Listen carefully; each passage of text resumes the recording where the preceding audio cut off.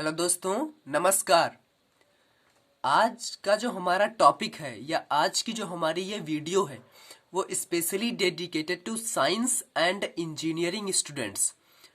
Because जब हम science की स्टडी कर रहे होते हैं या फिर हम इंजीनियरिंग की स्टडी कर रहे होते हैं तो हमें उनमें बहुत से सिंबल्स जो है ना देखने को मिलते हैं, क्योंकि उनमें बहुत से सिंबल्स का यूज मिलता है। जैसा कि आप लोगों को स्क्रीन पे दिख रहा है, ये सारे सिंबल्स और भी बहुत सारे सिंबल्स हैं जिनका यूज साइंस और इंजीनियरिंग में किया जाता है, और वो भी specially in physics and mathematics. तो जैसे इस सिंबल्स को हम डेल्टा बोलते हैं और इस सिंबल को भी डेल्टा बोलते हैं। इस सिंबल को हम थीटा बोलते हैं और इस सिंबल को भी हम थीटा बोलते हैं। इस सिंबल को पाई बोला जाता है और इस सिंबल को भी हम पाई बोलते हैं। तो कंफ्यूजन है ना कि किस सिंबल को क्या नाम दिया गया है और कैसे नाम दिया गया है। एक ही नाम के दो दो सिंबल्स, ठीक है, जैसा कि ये भी डेल्टा, ये भी डेल्टा, ये थीटा, ये भी थीटा, ये पाई, ये भी पाई। तो आज सीखेंगे कि ये सिंबल्स हैं क्या, ये कहाँ से लिए गए हैं, ठीक है, और इनको कैसे बनाते हैं। तो आज के बाद आप लोगों को रिलेटेड टू सिंबल्स कोई भी डाउट नहीं रहेगा, ठीक है। ऑलमोस्ट जितने भी सिंबल्स हैं, चाहे वो फिजिक्स या मैथमेटिक्स में, ठीक है, तो उन सारे सिंबल्स की हम चर्चा करेंगे। तो दूसरी चीज जो है वो सिंबल्स की अगर हम बात करें तो सिंबल्स मतलब प्रतीक चिन्ह या फिर प्रतीक। तो सिंबल का यूज किया क्यों जाता है? क्योंकि देखिए हम लोग बेस्ट क्या, हम लोगों के लिए बेस्ट क्या है कि अगर हम कोई भी जानकारी किसी को भी देना चाहते हैं तो क्या है, वही जानकारी अगर हम कम स्पेस में प्रोवाइड कर दें, दे दें तो ज्यादा बेटर है ना। तो वही काम करते हैं हमारे क्या, सिंबल्स। जैसे अब अगर चाहे तो हम यहाँ पे अब डेल्टा पूरा लिखें या अगर ये सिंबल ही बना दें तो काम तो ये इस सिंबल ने वही किया ना। हम अगर हिंदी या अंग्रेजी में डेल्टा लिख दें तो भी वो डेल्टा ही होगा, और अगर इस सिंबल का यूज कर दें तो भी वो डेल्टा ही होगा।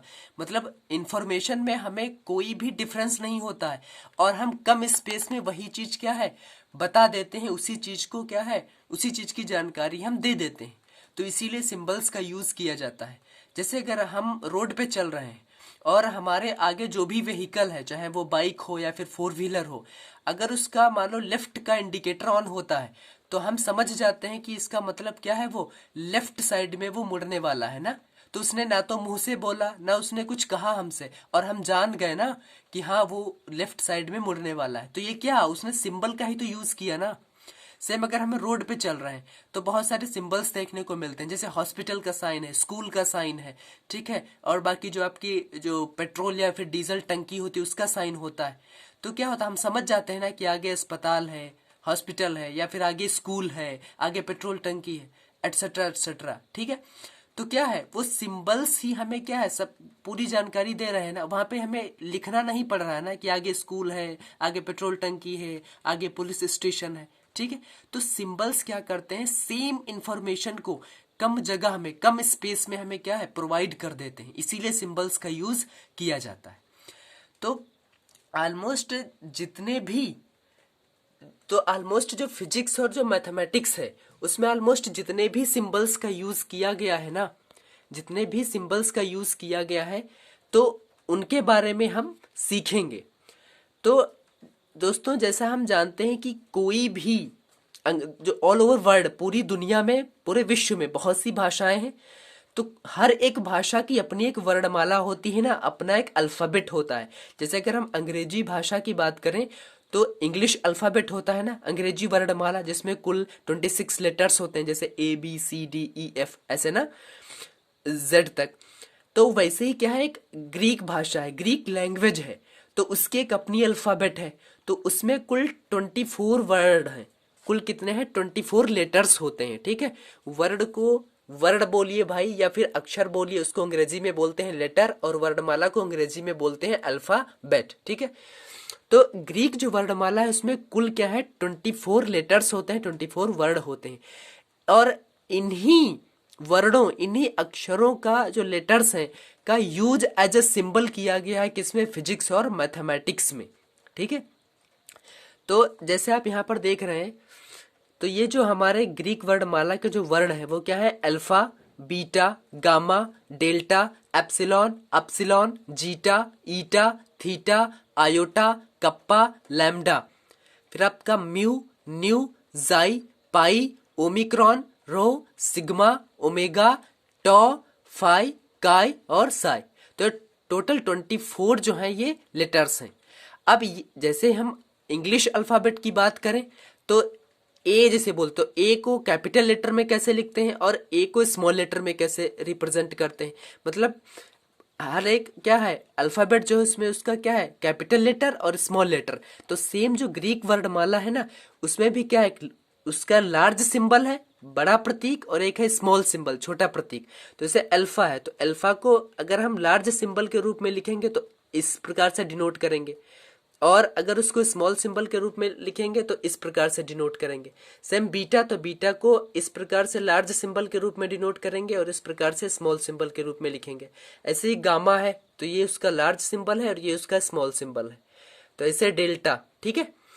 तो आप देखिए यहाँ पे तो ये है इसके लार्ज सिंबल्स और ये है इसका क्या स्मॉल सिंबल। इसी प्रकार ये जो है ये इसका है क्या लार्ज सिंबल्स और ये इसके क्या है स्मॉल सिंबल्स हैं, ठीक है।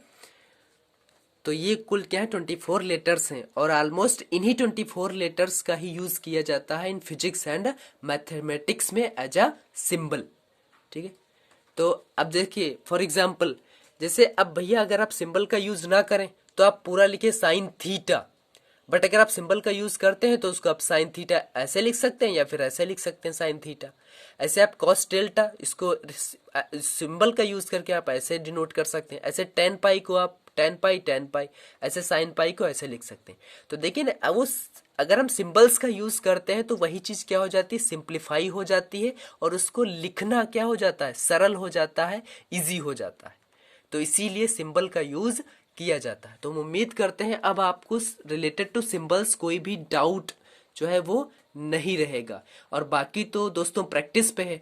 अब इनको आप अगर 5, 6, 7, 8 बार अगर आप इसको प्रैक्टिस कर लेंगे ना थोड़ा लिख लिख के इसको अगर आप प्रैक्टिस करेंगे ना तो आप लोगों को ये जो सारे सिंबल्स है ना वो आप सीख जाएंगे कैसे इनको डिनोट करते हैं और किसका क्या नाम है। क्योंकि practice makes a man perfect. Revision तो अब भाई बहुत जरूरी है, ठीक है। तो आप जितना ही रिवाइज करेंगे ना ये आप लोगों को उतना ही क्या हो जाएगा आपके दिमाग में सेट हो जाएगा बैठ जाएगा, फिर आप लोगों को कोई भी कंफ्यूजन नहीं रहेगा।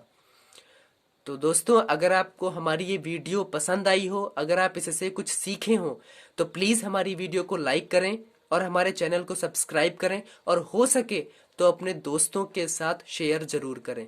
और हाँ अपने कीमती सुझाव और आइडियाज़ कमेंट्स के जरिए हमें ज़रूर बताएं। धन्यवाद।